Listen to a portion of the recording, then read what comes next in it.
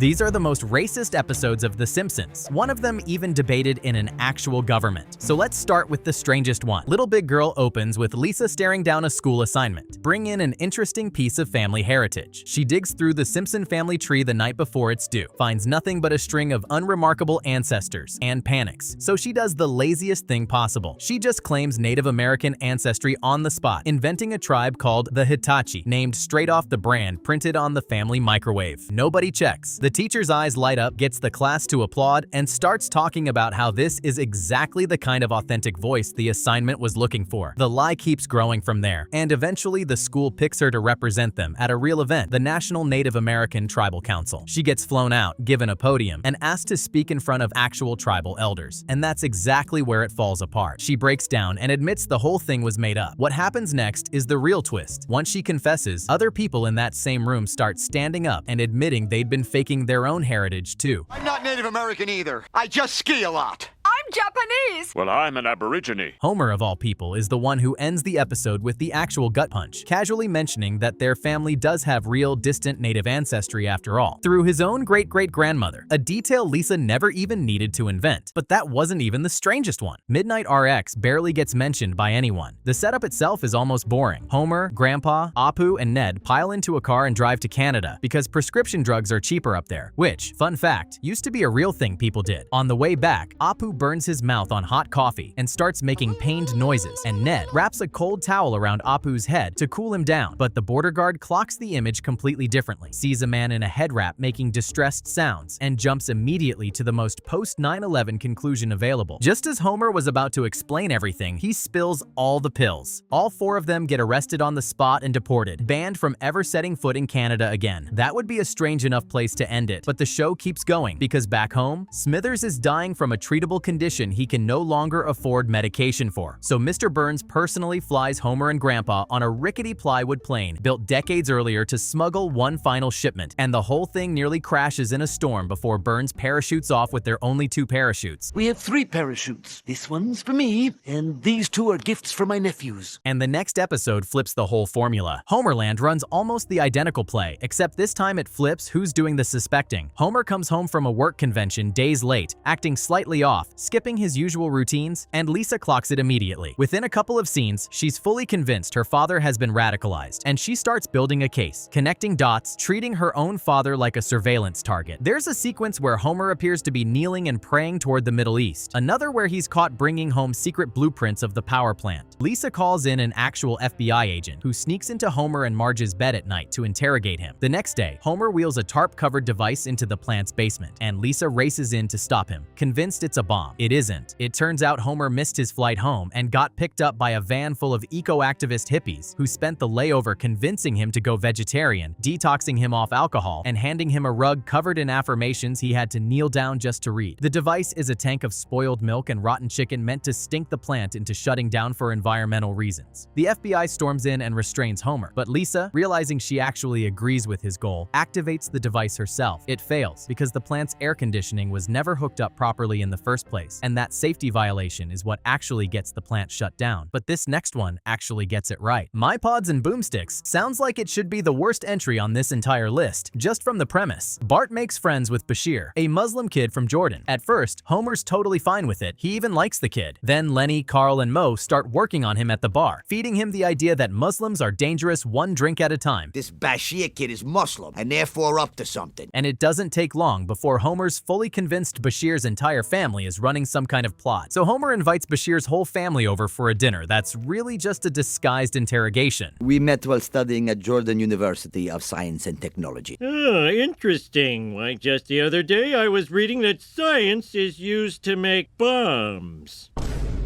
He grills them with paranoid questions until the family gets up and leaves offended. Feeling guilty, Homer heads to their house that night to apologize, and instead catches a glimpse of Bashir's father loading boxes of TNT into the garage. He comes back later to eavesdrop some more, only catches half the conversation, and walks away convinced the man is planning a suicide bombing at the mall. He sprints to the mall to warn everyone, spots Bart standing right next to Bashir and his father near a detonator, and grabs the dynamite himself to throw it in the river to save the day. It turns out the mall demolition was completely legal, planned, and safe. Bashir's father is a licensed demolitions expert who calculates every blast down to the math. Homer's dynamite ends up destroying a bridge that the Duff Brewery delivery trucks were about to use instead. Realizing what he's done, Homer apologizes, and the two families throw a pardon my intolerance party to patch things up, and the next episode packs its bags. Kiss Kiss Bang Bangalore ships Homer off to India to train replacement workers after Mr. Burns decides outsourcing the nuclear plant is cheaper than paying his own staff. Homer turns out to be surprisingly good at the job, teaching the new employees about coffee breaks, early retirement, and personal days, the kind of workplace rights nobody had bothered giving them before. Impressed, Burns hands him total control of the plant and leaves him to it. That's when Homer starts getting ideas of his own, and before long he's mailing out invitation cards back home announcing his big promotion to God. Worried sick, the rest of the family travels upriver with Burns on a boat straight out of Apocalypse Now and finds Homer ruling the plant from a throne, fully convinced of his own divinity. Horrified, Marge tells the workers flat out that Homer is not a god. They already know. They explain they're just thrilled about the coffee breaks, the early retirement, and the muffin baskets he wrote into their contracts. Burns is furious that his workers are being treated like actual human beings, so he fires everyone on the spot and moves the plant back to Springfield, which somehow makes the workers even happier because buried in their contracts is a golden parachute severance clause. The whole thing ends with everyone breaking into a full Bollywood musical number. But the next episode goes back to where it started. The Crepes of Wrath comes from season 1, back when the show was still figuring out what it even was. Bart gets shipped overseas as punishment for a prank, sent to France on a student exchange program, while the Simpsons take in an Albanian exchange student named Adel in his place. Bart's French hosts turn out to be a pair of small-time criminals who work him like slave labor on their vineyard, feeding him wine secretly laced with antifreeze to fatten up their harvest. Back home, Adil is the model houseguest, polite, hardworking, endlessly interested in touring the nuclear plant with Homer, who happily walks him through every restricted area. Adil is quietly faxing every one of those photos back to Albania from a hidden transmitter in Bart's treehouse. Bart's escape comes almost by accident. Sent into town to buy more antifreeze, he stumbles up to a police officer and, out of pure frustration at never picking up any French, suddenly starts speaking it fluently from months of immersion. He reports the winemakers on the spot. They're arrested, and he becomes a genuine French national hero. Back in Springfield, the FBI storms the treehouse the second Adil's transmitter gives him away, and he's traded at the airport for an American spy captured in Albania. Homer, still completely oblivious, waves goodbye and promises to mail Adil the nuclear plant's civil defense plans as a parting gift. And what came next was somehow worse. The Italian Bob sends the whole family to Italy to pick up a car for Mr. Burns, and along the way, they stumble into the real plot. Sideshow Bob has somehow become the beloved mayor of a small Tuscan village after crushing grapes into wine with his enormous feet and winning the town over. He's got a wife, a son, and zero intention of killing Bart anymore, and he begs the Simpsons to keep his criminal past a secret so he can keep his new life. They agree, right up until a farewell party a month later, where Lisa gets drunk on wine and starts loudly spilling the truth about Bob being an attempted murderer. He tries to pull her away from the table, and as she stumbles backward, she accidentally rips his suit clean off, revealing his prison uniform underneath in front of the entire village. He's stripped of the mayorship on the spot and swears a full vendetta on the whole family, chasing them by motorcycle as they flee toward Rome, where their car eventually flies off a broken aqueduct and lands directly on top of an ancient Roman column in the Forum. But the next episode builds something even bigger. Coming to Homerica has the neighboring town of Ogdenville collapse economically after tainted barley makes its way into Krusty Burger's newest sandwich, and its residents start showing up in Springfield looking for work. Springfield's response is full-blown panic almost instantly. At a packed town meeting, one resident stands up and shouts that the newcomers don't even try to assimilate, and the room votes right then and there to seal the border. Homer ends up leading a ragtag border patrol group. But first, our group needs a name that evokes America's proud history of citizens rising up to defend our way of life. The Klan?